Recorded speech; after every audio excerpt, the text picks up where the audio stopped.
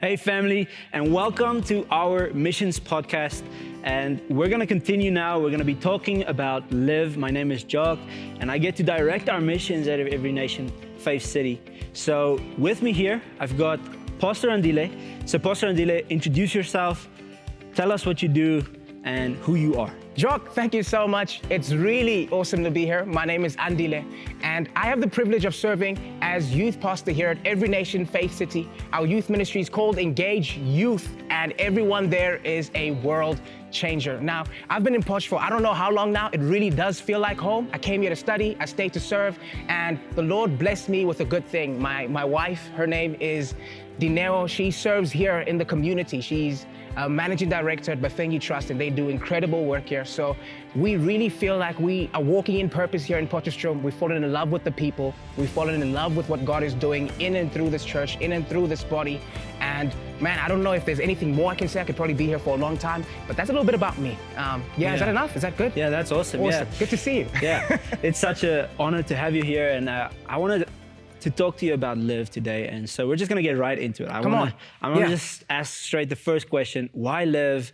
And explain the mission. Explain what happened, like what type of mission this was, and why LIV, and what LIV is exactly. Oh man, so I don't mean to go too far back, but right after COVID, that was one of the first things burning in my heart. Man, we need to send young people out on mission, right?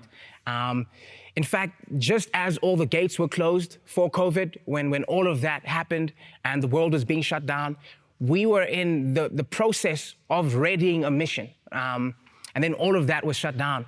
And so when the doors finally opened up again, the Lord really ignited in my heart and in the hearts of so many people around me, and the conversations started happening. I remember at some point you and I connected, and it was great. It almost felt serendipitous that the same thing was burning in your heart, that man, we need to send the next generation out on a mission. Definitely. We need to get them out there. And it's really awesome because that's what we live and breathe, right? We want to see people come to Christ. We want to see the downtrodden loved. We want to see Jesus brought out into the world. And so, I want to say about a year or two ago, that's when the wheels started really rolling. And then in 2023, we're having even more serious conversations. We come upon LIV amongst many other places, which I really believe we're going to go to still. Come on. Mission is a lifestyle. This is what we want to do. Yeah. But then having conversations with you, having conversations with some of the leaders in Poch as well, people who've been to LIV Village, and then actually connecting with LIV Village Durban specifically through Lauren, who's an amazing coordinator, an amazing servant there, who's really living life on mission. I think that's when the dream was slowly turning into reality. And I think one of the big things this year, this huge commitment that we are, as a church, are going to go out on as many missions as possible, was like, this is the window we've been waiting for, right? Yeah. And it's such a privilege to be a part of a family that really values that really spurs that on. And so not only were we given the green light, but we were actually encouraged and supported along the entire process. Come on. Yeah. So tell us about LIV. Who is LIV? What is LIV? So LIV, which stands for Andile Village, right? And that is to make the way right, to fix it. It's the right way. Andile. It's a Zulu phrase, and it's a really beautiful concept, but it's an even better reality, like actually going there. Oh, wow. It was born out of the hearts and minds of Titch and Joan, who are the founders of LIV. God blessed them with this incredible vision. And we got to walk in the reality of what it looks like today. But there are 6 LIV villages across South Africa.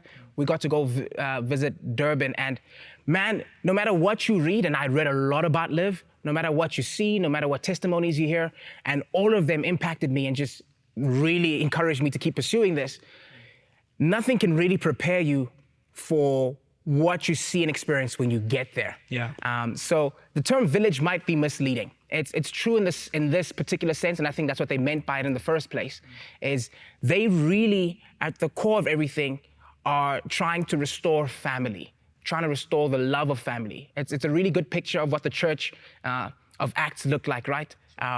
This sharing of resources, this loving on one another, this thinking of ourselves as one living organism. You know, they really don't have an individualistic bone in their body. So we got to LIV Village in Durban, and it's a huge piece of land.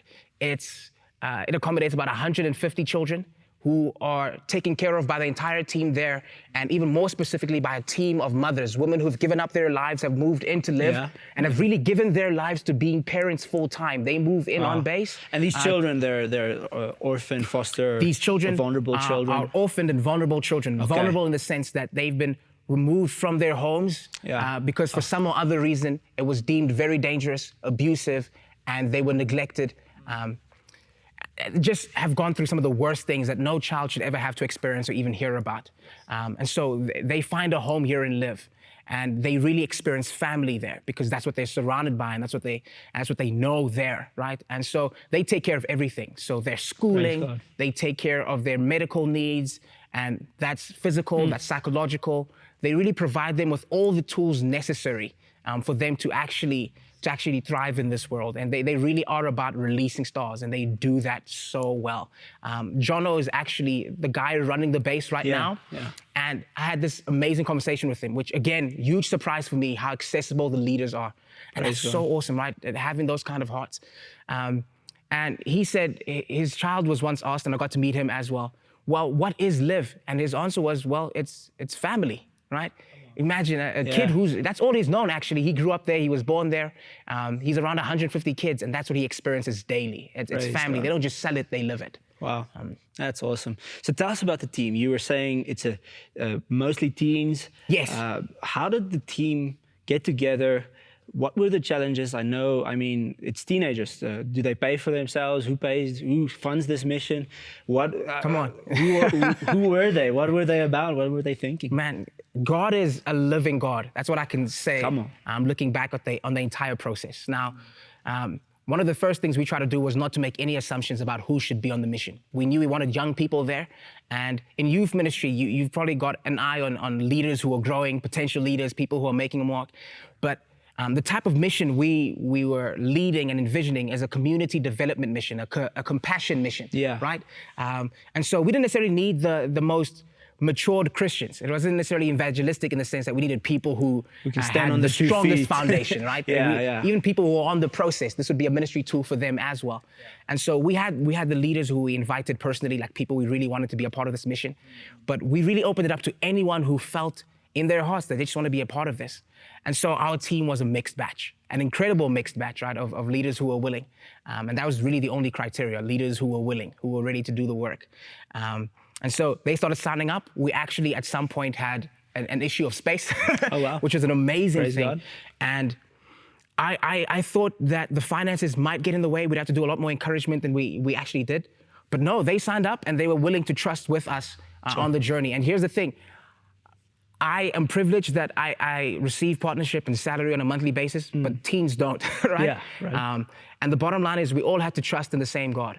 We all had to trust to see that God would provide for this mission, that where he guides, he provides. Where he gives a vision, he gives provision. And that's something we really lived on. We stood on that word, that the harvest was plentiful and the workers were few, and we are raising up our hands to go and work this field. And so they had calls, they had conversations. We put the word out there on all our social media, and we were just trusting that the right people would partner. I think ultimately, I don't know if I'm supposed to say this, but I want to say we had to raise, I mean, you do the math and you'll know we had to raise about 56,000 Rand, right? Yeah, come on. And you're looking at young people who've got no jobs, whose parents have all other different types of stresses, who actually have to join in on trusting with us and being a part of this journey with their children. Get them on board with you guys. Get them on board. It's a family, it's a family-first mission. And we raised upwards of 70,000 Rand. Praise God. And to see God provide abundantly so. Good. And how big was this team? This team was a team of 14 people. So we filled the bus, our missions bus. It was doing what we really trusted for it to do. And of those 14, 9 of them were teens. And 3 of those 9 were matriculants. So in other words, they were seniors doing their final exams. And this was probably the most important portion of their year, right? It's just before those final exams. And they stepped out in obedience. And man, I can't say in words how much that marked their lives. Yeah, and I mean, I shared this with you as we were planning this mission. Come on, but for parents out there, I mean, my story is one of where 12 years ago I was grade 10, and I go on a mission unsaved. Yeah, come on. To try and I was a rebellious kid. I wanted to get away from Yeah, my you were just getting parents away, for the yeah. holiday, and all of a sudden I get saved on a mission. Yes, come on. And God Praise changes God. my life 180 degrees. The same passion I had for rebellion starts becoming my passion for God and for righteousness. Yeah. And every year after that in my high school life, I went on a mission again. And I remember every year there was a significant impact it had on my own personal life. So let's talk about that. Let's talk about, okay, these teens went on a mission. What was the impact on their own lives, and what was the job that they went to do? What did they go to do, and what did that do to them? So, compassion mission, community development mission. We're there to work, right? We're there to really enact the love of God, lay our lives down for a season and just partner with what they're doing there to relieve them of the work they're doing so well already. And so our primary focus was the children, so serving them, building a relationship with them, facilitating programs for them, and then really doing whatever work was available, whatever our hands found to do, whatever they'd have us do. Nothing was too big, nothing was too small. And we were prepared to do anything from painting to farming. We did quite a bit of farming. So it was really just putting ourselves lost and just doing what they needed for us to do. And my hope, and I think this is what happened in the lives of so many of them if you hear their testimonies. I get asked so often in youth ministry, and I think it's a question that's very common because amongst young people, and I think people in general, there's always the question of identity, belonging, and purpose, right? And somewhere in that comes the question of, well, how do I hear more from God? Or what does God want to do in and through my life? What am I doing here? And I think one of the best places to get some of those answers, to come and know God, to draw in proximity to Him, is to partner with Him in what He's already doing. To join Him in what He's already doing, There are two perspectives on mission. One is we take the gospel and we take it to a world it doesn't have. And the other one is we're running to a place and partnering with what God has already begun doing, right?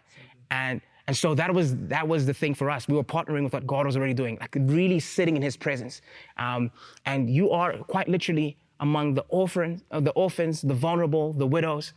And that is the church. That is what we're supposed to be doing. That's where we should be. And we heard, this was a question I actually asked them, and this was the overwhelming answer. Everyone experienced the presence of God, heard the audible voice of God, and left marked for eternity. So not only did we go there to serve, but everyone left there having their lives impacted forever, So good. And so we're privileged here in Poch. Some to differing degrees, right? But one thing we shared in common was we could go there and give what we had plenty of. Even if we thought we didn't have much, you go into that space and you realize, I've got plenty. And if all I have is family, that's awesome. Because I get to be family for someone in the way that's been modeled to me. And I think we came back with a lot of grateful teens. A lot of teens who might have thought, man, I wish I had this, or I wish this was happening in my life. Coming back and going, God, you've been so good to me. And more than that, how can I continue walking in the experience I had there? How do I go into a space and see the need for me? How do I go into a space and start enacting the love that I was given the space to enact there? Because it doesn't have to end there. I can be a world changer wherever I am. And so LIV really ministered to us, And so I think we've got a lot of teens who came back and their hearts are burning to do even more. Wherever they are.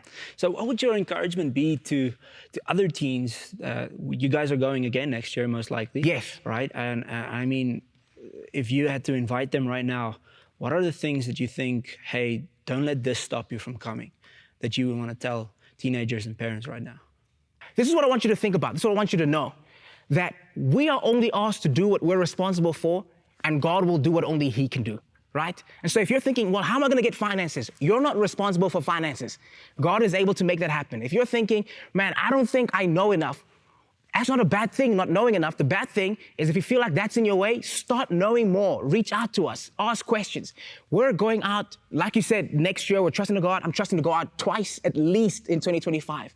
And I really think the Great Commission is for everyone, but I think if there's a primary group, that is you, the teen, that is the youth, because that was the majority of the disciples. These young people who had this amazing amount of energy and wanted to run out and just change the world in whatever way the Lord led them to do. So that is the only requirement. Do you feel like this mission is for you, or any mission is for you? I already have the answer for that. Yes, the Great Commission is a mission.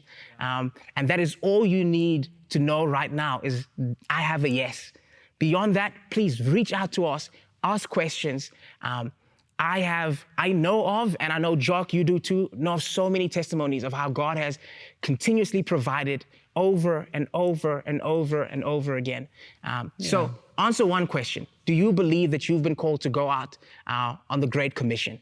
And if the answer is yes, and it should be because you have, and we can read that out to you in the scriptures because that's where we find it, then here's the answer to that. The Great Commission is a mission. It is the mission. So if your answer was yes, then the answer to this question is yes. Do you believe you're called to go out on mission? Yes. Go out, do it, the rest will fall into place. Matthew 6, verse 33, seek first the kingdom of the Lord and all its righteousness, and all these things will be added unto you. And that's really the process we follow. I think sometimes looking from the outside in, it always feels like we have everything figured out. Yeah. But the truth is, we're constantly in prayer, constantly trying to, Lord, what are you doing? How's this going to work? And God puts it all together. Yeah. So just like you, we're standing in faith. We're standing to see God do it, and he's done it over and over and over again.